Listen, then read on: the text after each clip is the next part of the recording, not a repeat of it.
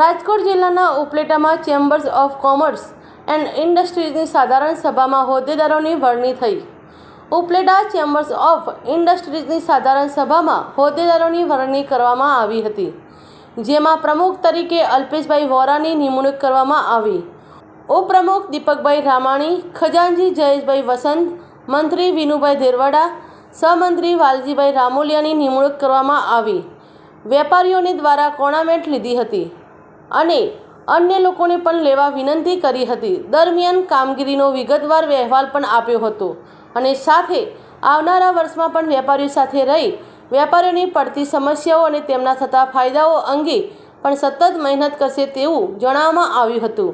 આ સાધારણ સભાના કાર્યક્રમમાં ઉપલેટા નગરપાલિકા પ્રમુખ વર્ષાબેન ગજેરા, સગનભાઈ સોજિત્રા, દાનભાઈ ચંદવાડિયા, ડાયાભાઈ તેમજ સામાજિક સંસ્થાઓ અને ગામના આગેવાનો વડીલો આ સાધારણ સભામાં ઉપસ્થિત રહ્યા હતા।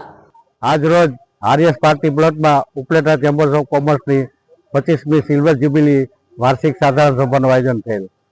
આ સભામાં ચેમ્બર્સના હોદ્દેદારો, ચેમ્બર્સના સભ્યો, ઉપલેટા શહેરના પ્રબુદ્ધ નાગરિકો, પૂર્વ ધારાસભ્ય, નગરપાલિકા પ્રમુખો, અન્ય આગેવાનોએ હાજરી આપેલ।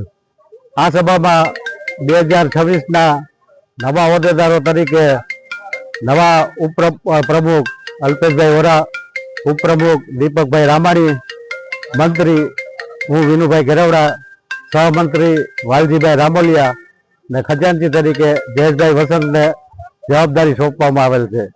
આ મિટિંગમાં તમામ આગેવાનોએ આ નવી ટીમને પ્રોત્સાહિત કરી આગળ વધારે પડતા કામો કરે તેવી શુભેચ્છા પાઠવેલ અને મિટિંગને કામકાજ પૂર્ણ થઈ ભોજન સમારંભમાં સૌએ હાજરી આપી મિટિંગ પૂર્ણ થઈ।